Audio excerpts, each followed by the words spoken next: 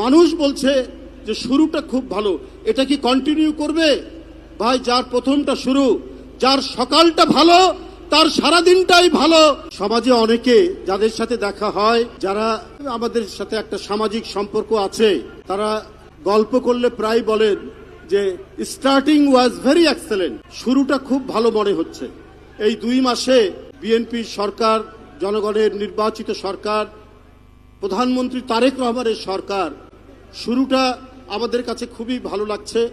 কারণ যা প্রতিশ্রুতি দিয়েছেন, আপনার কৃষকদের কার্ড, দরিদ্র জনগণের জন্য কার্ড, এরপরে আপনারা দেখেছেন যে যুদ্ধের কারণে আমাদের জ্বালানি তেলের কি সংকট, এই সংকট এখন আছে।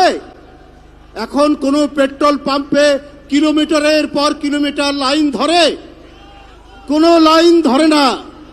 এরপরে দেখবেন একটা অসময়ের বন্যা হয়েছে সুনামগঞ্জ, মৌলভীবাজার ওইদিকে।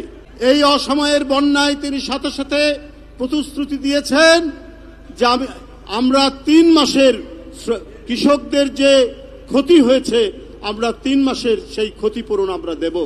এটাই তো হলো ব্যবস্থাপনা, এটাই তো হলো দক্ষতা, এটাই তো প্রশাসনকে এবং জনগণকে ঠিক মতো পরিচালনা করার নিদর্শন।